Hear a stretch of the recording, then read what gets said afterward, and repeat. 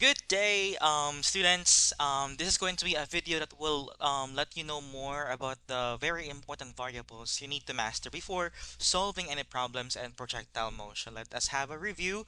Horizontal motion is talking about going from left to right, while the vertical motion is talking about from down to up or up to down. Okay, or vice versa.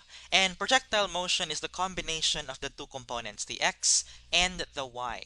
So here are the five major variables when we deal with a lot of formulas in projectile motion. So first and foremost, let's discuss about v, velocity. Velocity will help you answer how fast an object is, how fast an object is moving.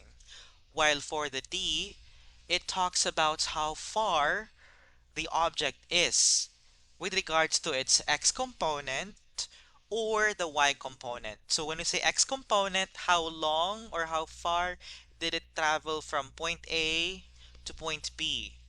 How far is it here? Or on the other hand, how what is the maximum height that it traveled?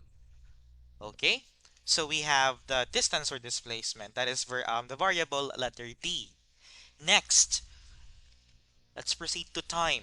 Time is how long did the object travel on its motion from the origin down to its stop. Okay? So how long did it travel? While for the gravity, this is an acceleration acting upon by gravity, and this will always be constant. So the acceleration due to gravity is equal to negative 9.8 meters per second. Why is it negative? It's because the displacement of this acceleration is going down. Okay, so when we go down, we have to make sure that the coefficients are negative. And the last variable, one of the most important things also, is the presence of the angle, the theta. Okay, now that we are familiar with the five major important variables, it will be easy for you to understand the formulas. Okay, now this time, the velocity and distance have two types. Okay, it could either be the velocity in the x component, okay, or the velocity in the y component. So we call it velocity y or velocity x. The same thing with displacement or distance. We have distance y or distance x. Okay, remember that y and x are the components. Y goes up or down and x goes left or right. Okay, so we have two answers for this one and this one and this one. So in the formula, you will also get there the idea that there is a Vy and there is Vx. Next, when we talk about V sub 0, that is what we call the initial velocity. Okay, the initial velocity. The speed of the object at the start, initial, at the start. But since this is projectile motion, so this V sub O right here is a combination of y and x. This is a combination of y and x. That is why you need to find out what is your v sub 0 y and what is your v sub 0 x. That is why you need to find out because this is already a combination of two components, vertical and horizontal and vertical. And we need to chunk them down. So in order to chunk them down, initial velocity of the y component is different and initial velocity of the x component is different. Okay? Now we are done discussing more about velocity. Let us try to move on with distance or displacement. Okay, so when we say distance or displacement again, this is the measure of how far the object has traveled. So we have the concept dy max, when we say dy max is it talks about the maximum height.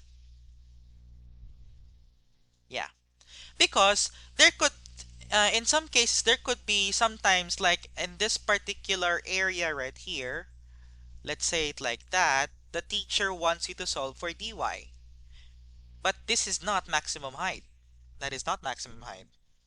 Or in some cases right here, find the dy in this area.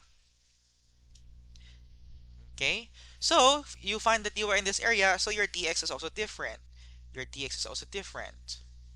Okay, so when you find out your maximum height, no, or we also have this formula dy max, that means that's the maximum height that the object has traveled. Okay, and then next we also have the dx. Okay, so the dx is the horizontal axis. How far did an object travel? Okay, from from its origin from point A to point B. How far did it travel? Okay, I think that's it. And time, since this is an example of a full trajectory, so actually this part right here, let me shade this part right here. This is a half trajectory. And the other part right here, this is also another half trajectory. Okay, so this part right here is half of the time, and this part right here is half of the time as well. This is what we call the time symmetry. Time symmetry. So what your times here, if you are given 1.3 seconds here, you will also have 1.3 seconds here.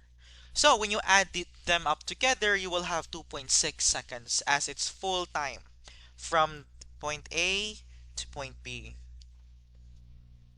Okay. Next is acceleration due to gravity.